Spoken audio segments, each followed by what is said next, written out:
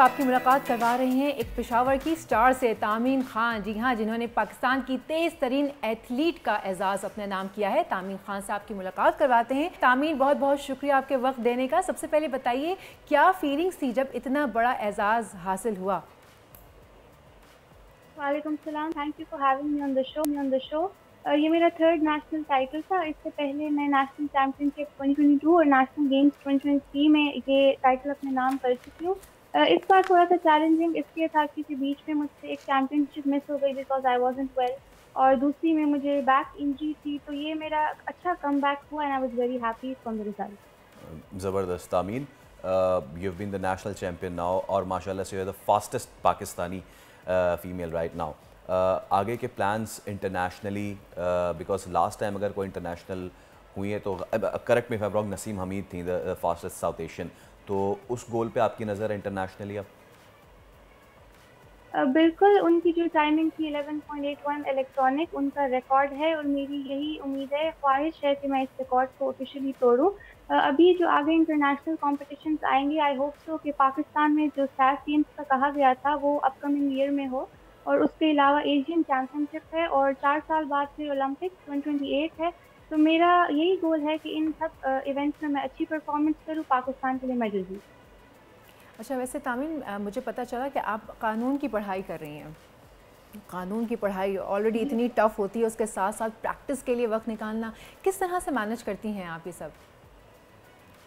जी बिल्कुल, मैं LLB student हूँ। तो शुरू में मुझे ज़रा चैलेंजिंग लगता था बिकॉज आफ्टरनून से इवनिंग वाला टाइम हमारा ट्रेनिंग पे होता है, तो सेल्फ स्टडी के लिए टाइम कम मिलता है। लेकिन आहिस्ता आहिस्ता आप यूज्ड टू हो जाते हैं तो फिर बैलेंस करना आसान हो जाता है।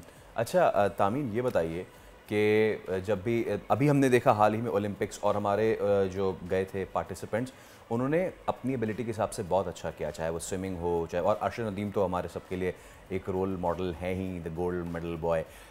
तामीन, जब हम इंटरनेशनल compete करने जाते हैं तो हम कहीं बहुत पीछे रह जाते हैं, उसकी वजह क्या समझती हैं? You know, lack of facilities है, हम हम क्यों compete नहीं कर पाते इंटरनेशनली? आई थिंक हमारे प्लेयर्स को इतना एक्सपोजर नहीं मिलता। अगर आप इंडिया की एग्जांपल ले, जब उनकी टीम ओलंपिक्स के लिए जा रही थी, उनके एथलेटिक्स के जो प्लेयर्स थे उन सबको ओलंपिक्स से पहले बहुत ज़्यादा कंपटीशन में पार्टिसिपेट कराया गया, और वो आहिस्ता आहिस्ता चल के ओलंपिक्स तक अपनी प्रिपरेशन पूरी करते हैं। उनके पास इंटरनेशनल कोचेज अवेलेबल होते हैं। हमारे पास ये सब फैसिलिटीज़ नहीं होती। ग्राउंड में ट्रेनिंग करते हैं, जैसे अगर मैं पेशावर की बात करूँ, हम यहाँ पे ट्रेनिंग करते हैं। जो मेन ट्रैक है कयूम स्टेडियम का, वो अंडर कंस्ट्रक्शन है 2 साल से। तो हमें इधर उधर ट्रैक के लिए भी फिरना पड़ता है और इससे हमारी प्रैक्टिस को ज्यादा अफेक्ट होती है। तो ये चीजें हैं, आई थिंक गवर्नमेंट को, फेडरेशन को चाहिए कि अपने प्लेयर्स को वो फैसिलिटीज प्रोवाइड करें। अगर आपकी उम्मीद मेडल्स की है तो फिर फैसिलिटीज उतनी प्रोवाइड करनी चाहिए। बिल्कुल। वैसे तामीम, हमारे यहाँ जनरली ख़वातीन इस किस्म के खेल कूद की जो एक्टिविटीज़ हैं उसमें हिस्सा लेती हैं, और आपकी हिस्सा लेना थोड़ा सा मुश्किल हो जाता है क्योंकि फ़ैमिली की सपोर्ट यूजुअली कम होती है। आपकी फ़ैमिली ने आपको कितना सपोर्ट किया, और आप क्या समझती हैं कि जो आगे ख़वातीन हैं जो इसमें आगे बढ़ना चाहती हैं, उनकी फ़ैमिलीज़ को भी आप थोड़ा सा अगर बताएँ कि आपकी फ़ैमिली ने कितना सपोर्ट किया जो आज माशाल्लाह आप यहाँ मौजूद हैं?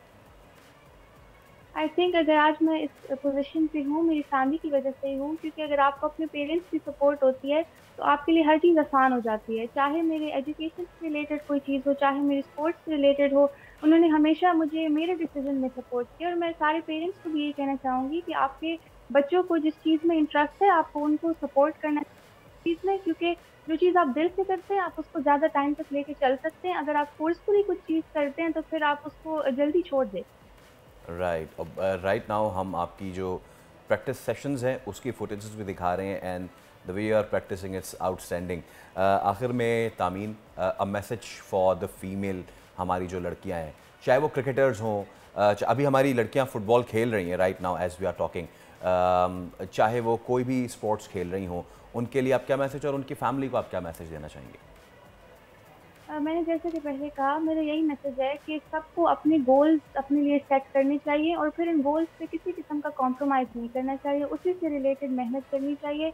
और जिस चीज़ में आपका शौक है उसको ज़रूर परस्यू करना चाहिए, चाहे वो स्पोर्ट्स में हो, एजुकेशन में हो। और जैसे मैंने कहा कि पेरेंट्स की सपोर्ट एक बहुत ही वाइटल चीज़ होती है, और पेरेंट्स के सपोर्ट के साथ बच्चे बहुत आगे जा सकते हैं। ओके, बहुत शुक्रिया तामीन, थैंक यू सो मच। आपके फ्यूचर एंडेवर्स के लिए आपको बेस्ट ऑफ लक हम विश करते हैं और हम दुआ करते हैं कि आप एशियन ही नहीं, आप तेज़ तरीन जो है वो एशियन और तेज़ तरीन आप जो हमारी वर्ल्ड एथलीट हैं वो आप ज़रूर जाएं। हमने अभी रिसेंट में देखा कि ओलंपिक्स में पाकिस्तान का एक बहुत ही छोटा सा कंटिंजेंट था स्विमिंग के मुकाबलों में और स्प्रिंटिंग में हम अच्छा नहीं कर सके, बट जिसको कहते हैं ना कि अगर अलावा हम कितने अच्छे तरीके से हम लोग काफ़ी जीत कर आए हैं। एब्सोल्युटली। सब्सक्राइब करें और बेल दबाएं ताकि कोई खबर रह न जाए।